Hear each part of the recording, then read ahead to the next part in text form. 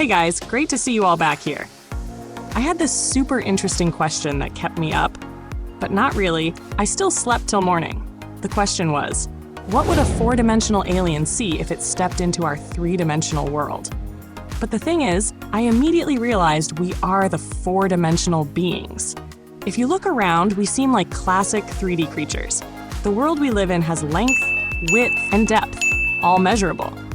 But don't forget Einstein said that everything exists in 4D spacetime, woven from 3 spatial dimensions and 1 time dimension. We live in time. We're affected by the flow of time.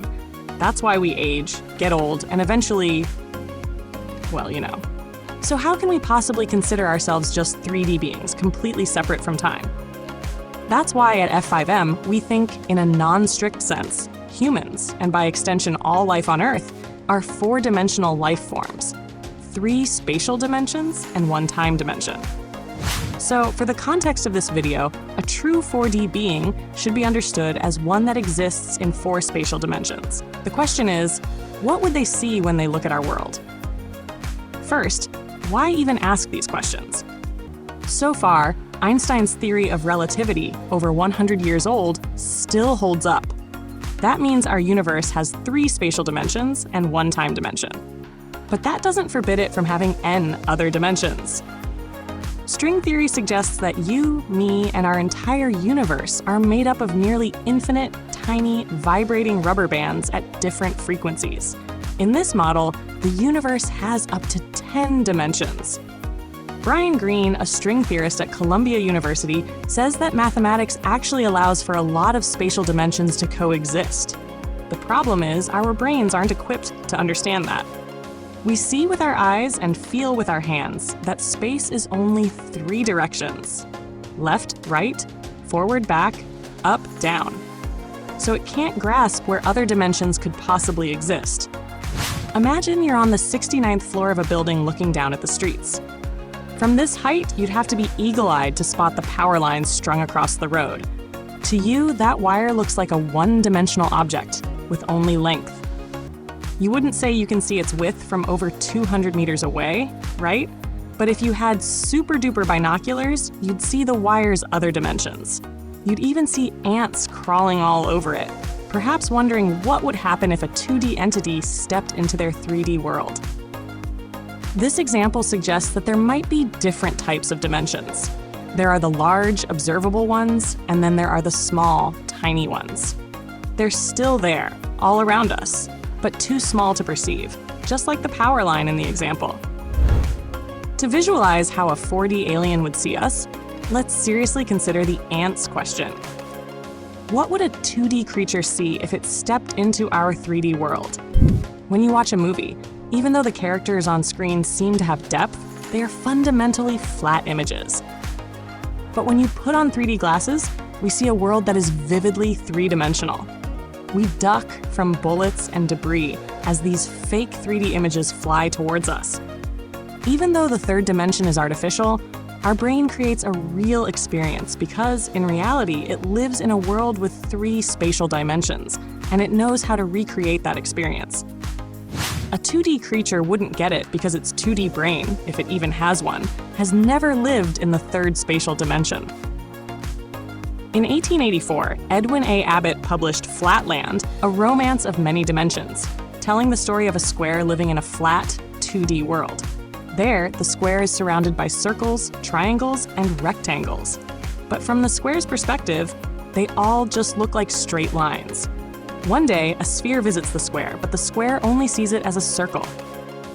Even when the sphere tries hard to explain it's a 3D object, the square cannot comprehend what 3D is. Eventually, the sphere brings the square to the 3D world. In 3D, the square sees depth and finally understands. It returns and asks the sphere, "Hey sphere, what's the 4D world like?" The sphere ponders and is astonished to realize that it doesn't know what lies beyond its own 3D world.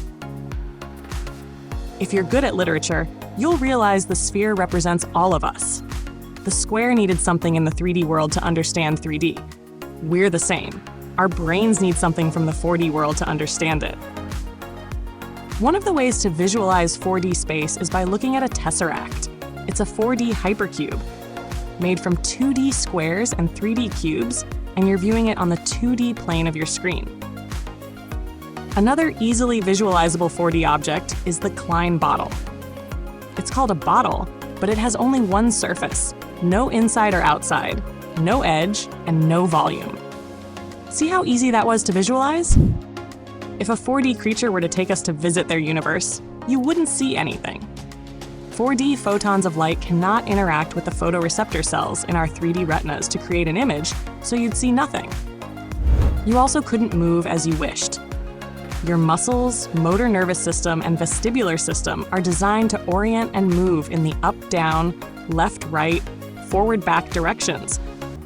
But those directions fundamentally don't exist in a very different way in 4D space. Worse, you could die instantly. In a 4D world, your 3D body would be like a leaky bag. Nothing would stop your skin, bones, brain, organs, and blood from seeping or flowing into the fourth dimension. There's also a chance that the 4D world's gravity or atmospheric pressure would crush us, or the 4D winds would tear us apart or stretch us agonizingly. If you had a 4D protective suit and 4D goggles, the trip would be a tiny bit more fun, as their world would be recreated as 3D images. When we represent 3D objects as 2D images, information about depth is lost. Similarly, the 4D world, seen through your 3D eyes, would have many flaws. It might be transforming objects that appear and disappear randomly, or perhaps it would be a chaotic world of multiple 3D spatial dimensions stacked on top of each other. Conversely, a 4D being would see our world in a completely different way. Nothing could block the image of anything hidden behind anything else. It sounds like a small change, but nope.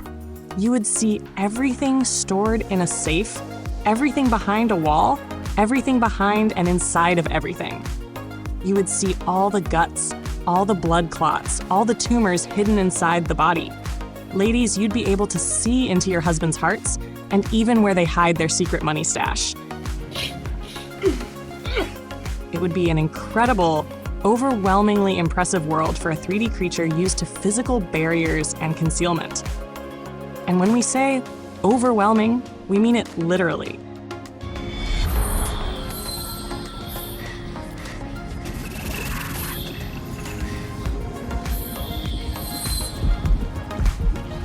The amount of visual information hitting the eyes and brain would suddenly be hundreds of millions of times greater than normal.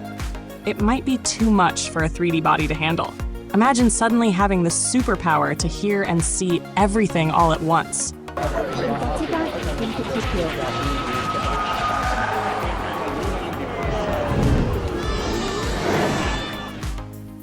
And don't misunderstand, it's not seeing through things.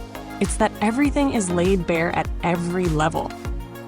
Just like a 3D creature can see inside a circle drawn on paper without having to look through its edge, a 4D creature looking at the 3D world would probably experience something similar. It would be an open world, open down to the subatomic level, with all cross-sections displayed simultaneously. You don't just see the things inside, but the inside of the things inside, and so on, infinitely, until you reach the limits of the senses. When observing the 3D world, a 4D being would see countless details at the same time. So even when looking at a specific object like an apple, they would see countless internal and external layers of detail of that apple. Perhaps their sophisticated 4D brain adapts by filtering out the redundant levels of detail. But for our 3D brain, doing this for the first time, it would overload and brain explode. Seriously, when an object appears at every level, it gives the viewer a dizzying sensation of repeating depth, like those endless nested Russian dolls. So, I don't know what you guys think, but I'll stick to seeing things the old way. But this is just F5M's perspective, compiled from various sources. Do you agree or want to add anything? Drop a comment below. As always, remember to like the video if it was cool, subscribe to the channel, and ring the bell to regularly get your mind blown. Peace out, and see you next time.